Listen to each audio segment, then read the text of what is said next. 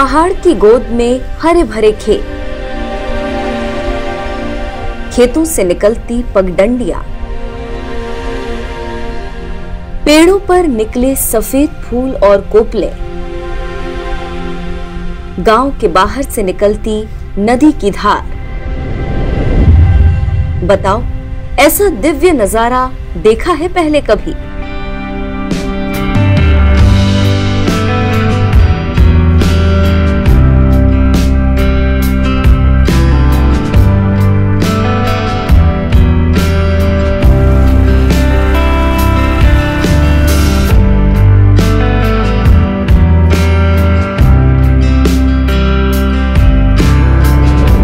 आज ऐसे अप्रतिम सौंदर्य के बीच एक अद्भुत मंदिर और उसके अंदर विराजित अद्वितीय मूर्ति के दर्शन करेंगे और भारत की सांस्कृतिक पौराणिक विरासत के सबूतों से रूबरू होंगे।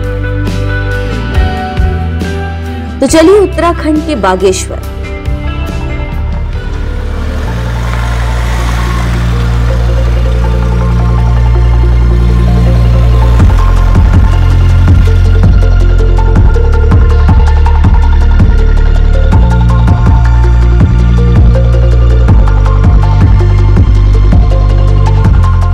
आज की घुमक्कड़ी में बीं घुमक्कड़ निकला है भगवान सत्यनारायण के मंदिर। यहां पहुंचने के लिए हमने पहाड़ी वादियों के बीच करीब 22 किलोमीटर का सफर तय किया।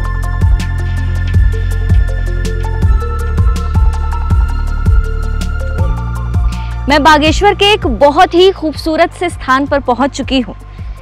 पहाड़ की गोद में बसा ये खूबसूरत सा गांव है तेलिहा। इस गांव के बीचों बीच बसा है एक मंदिर जिसका इतिहास 1000 साल से भी ज्यादा पुराना है। ये एक सत्यनारायण मंदिर है और इस रास्ते को, इस नदी को पार करते हुए हम उस मंदिर तक जाएंगे। तो चलिए मेरे साथ, आपको सत्यनारायण मंदिर के दर्शन कराती हूँ।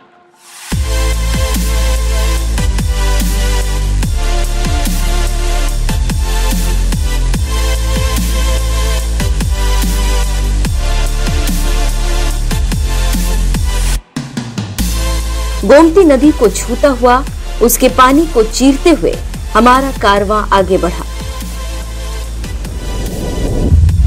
बीं घुमक्कड़ को पता चला सत्यनारायण मंदिर बैजनाथ मंदिर समूहों से पश्चिम दिशा में स्थित है। एक जगह गाड़ियां रोकने के बाद हम आगे बढ़े तो दूर से ही मंदिर तल्लीहाट गांव के बीचों बीच नजर आया और वहां तक इन्हीं हरे भरे खेतों से होकर पहुंचा जा सकता था।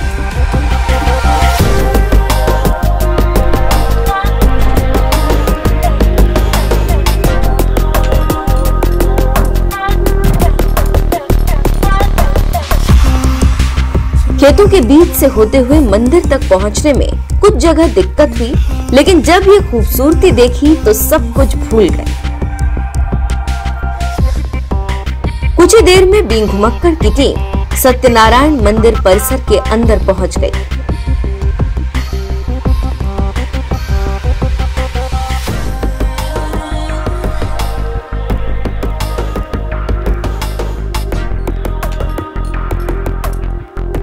इस मंदिर के बारे में बहुत कम लोग ही जानते हैं। गूगल वगैरह पे भी आपको इस मंदिर के बारे में कोई जानकारी नहीं मिलेगी, लेकिन बीं घुमक्कड़ की टीम ने घुमक्कड़ी करते करते इस स्थान को ढूंढ निकाला। हमने बागेश्वर के कुछ स्थानीय लोगों से बात की, तब जाकर इस स्थान के बारे में हमें पता चला।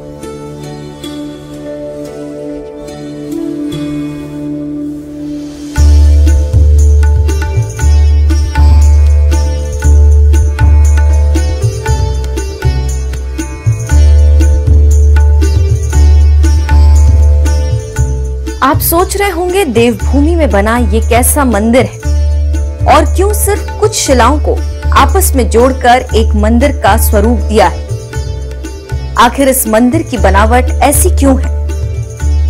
क्यों कुछ पत्थर बाहर निकले हुए हैं? न मंदिर में शिखर है, न मुखमंडप, न कुछ और। ये जितना भी मंदिर बना है, ये एक रात में इसे बनाने की कोशिश की गई। एक रात में बैजनाथ मंदिरों का समूह पहले बनाया गया, उसके बाद इस मंदिर की बारी आई। जब ये मंदिर बनाने की शुरुआत हुई, कुछ ही देर में सुबह हो गई, तब इस मंदिर को इसी हाल में छोड़कर चले गए, इसीलिए इसका निर्माण अधूरा ही रह गया। इस बात को आप इस मंदिर के बाहरी स्ट्रक्चर को देखकर ही समझ सकते हैं।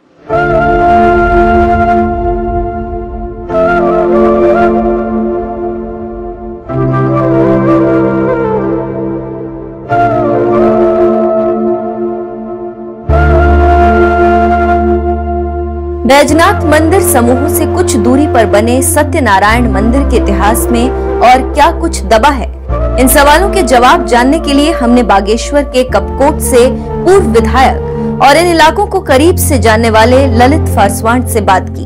इन्होंने सत्यनारायण मंदिर के बारे में जो कुछ कहा वो आपको गौर से सुनना चाहिए। भगवान सत्यनारायण की तो पूजा हम लोग हर शुभ कार्य में करते ही हैं। कोई भी हमारे शुभ कार्य होते हैं तो जन्माष्टमी या जो भी तीज त्योहार है या कोई शादी विवाह होता है उसके बाद भी सत्यनारायण की कथा घरों में होती है। तो कत्यूरी राजाओं के समय ये मंदिर का निर्माण हुआ। 8वीं-9वीं शताब्दी का हमारा मंदिर है और लगभग 1000 साल पुराना इतिहास है।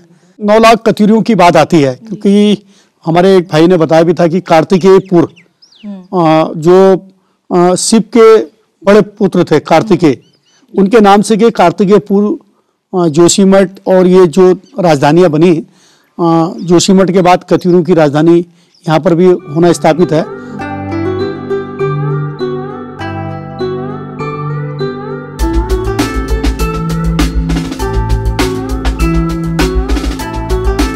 मंदिर का इतिहास कत्यूरी वंश से जुड़ा है। इसको लेकर अनेकों किंवदंतियां सुनी सुनाई जाती है। मंदिर के अंदर मौजूद मूर्ति को अगर आप देखेंगे तो हैरान रह जाएंगे। ऐसी अद्भुत मूर्ति भारत में कम ही जगहों पर आपको दिखाई देंगी। इतनी बड़ी मूर्ति आज से हजारों साल पहले ग्रेनाइट पत्थर को तराश कर बनाई गई। यहाँ एक बहुत ही खूबसूरत सी भगवान विष्णु की प्रतिमा है जिसमें कमाल की नक्काशी की गई है। इस प्रतिमा में भगवान विष्णु के अलावा और भी कई देवी देवताओं की प्रतिमाएं हैं। ये पूरी मूर्ति एक शिला में बनी है। इसमें एक शिला में कारीगरी का कमाल दिखाते हुए इसे बनाया गया है।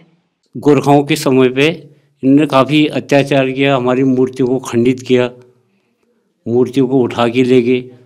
और इस मूर्ति को जब उठा के ले जा रहे थे, पूरी तैयारी में थे, तब मेरे स्वर्गीय दादाजी गोपाल सिंह काला जी ने उनका डटकर उनका विरोध किया। तब जाके आज ये मूर्ति हमको इस रूप में अभी वर्तमान में यहाँ पर उपलब्ध है।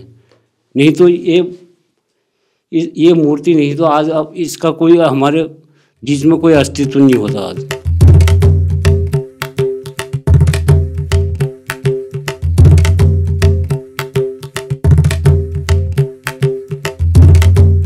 सत्यनारायण मंदिर आज भी अपने अस्तित्व की लड़ाई लड़ रहा है। मंदिर में पूजा एक महिला कला जोशी करवाती है। इस विशाल सत्यनारायण भगवान की मूर्ति में भी कई देवी देवताओं के अक्स उकेरे गए हैं। इनमें महादेव, गणेश, हनुमान इत्यादि देवी देवता बनाए गए। मूर्ति में जन्म से लेकर मृत्यु तक का भी वर्णन है।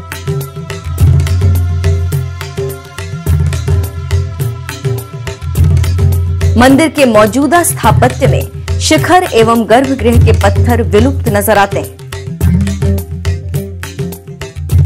इस मंदिर को 4 दीवारी से कवर किया गया है। 4 दीवारी के बीचों बीच बने इस मंदिर के बारे में अगर मैं कहूं तो इसका निर्माण सदियों से ऐसे ही आधा अधूरा है। इसके निर्माण को कभी भी आज तक किसी ने पूरा करने की कोशिश नहीं की। ऐसा क्यों हुआ, ये भी एक रहस्य है।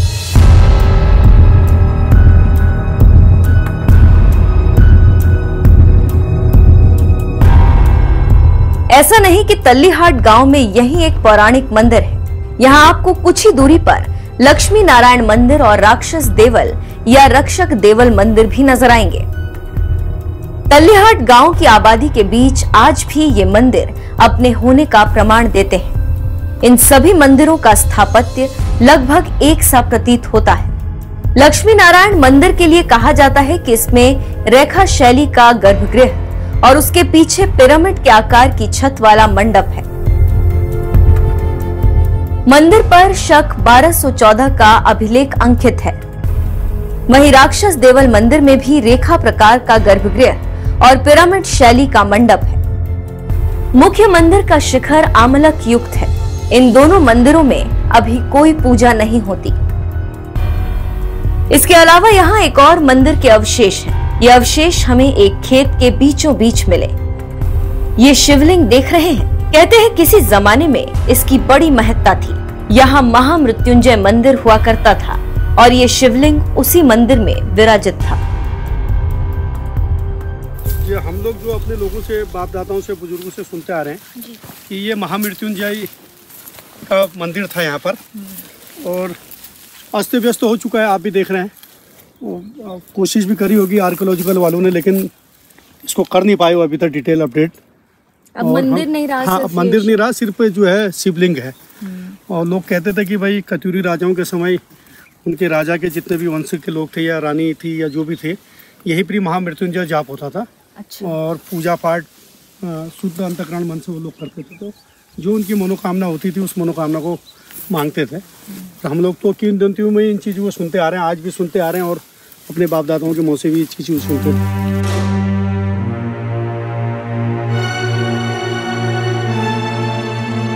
इस इलाके में पुरातत्व विभाग ज्यादा गहरी खुदाई नहीं करने देता।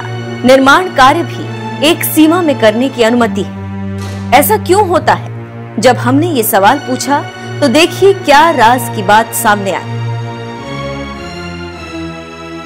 जैसे इसमें जितनी मूर्तियां थी, और ये मूर्तियां सब संग्रहालय में जमा 108 मूर्तियां। अच्छा। और बताया जाता है कि यहाँ 9 लाख कत्यूरी राजाओं का बहुत सोना चांदी इस एरिया में आज भी दबा पड़ा है। तो आर्कियोलॉजिकल कहीं पर भी इसको ज़्यादा वो करने नहीं देती है।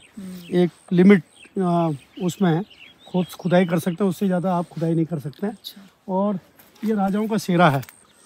ये जो जितना अन्न इसमें होता था बताते हैं, उससे लगभग 9 लाख कत्यूरी के क्षेत्र जो है उनके पूरी प्रजा पल जाती थी इस एरिया में। तो जब रोपाई का सीज़न होता है तो आपको इसमें पूरे स्टेप बाय स्टेप ऐसे लगेंगे कि बकरियां ऊपर को जंगल जा रही हैं। ये पूरा जंगल भर जाता है 9 लाख लोगों से। तो एकदम सफ़ेद, हाँ, पूरे जैसे अभी बादल दिख रहे हैं, ऐसे ही शाम के वक्त सफ़ेद दिख जाता है।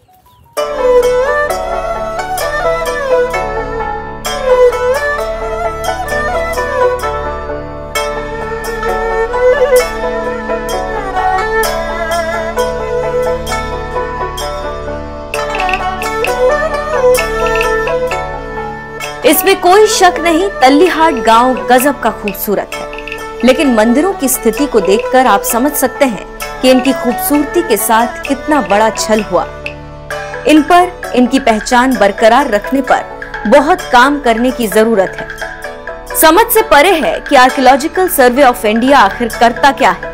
बीइंग घुमक्कड़ का काम घुमक्कड़ी के साथ साथ देश के सामने सही तस्वीर पेश करने की है। उम्मीद करते हैं आपको हमारी ये प्रस्तुति पसंद आई होगी। अगर आप तल्लीहाट के इन अनदेखे मंदिरों को करीब से देखने आना चाहते हैं तो पहले आपको उत्तराखंड के बागेश्वर या कौसानी आना होगा। बागेश्वर से ये स्थान करीब 22 किलोमीटर तो कौसानी से करीब 17 किलोमीटर की दूरी पर है।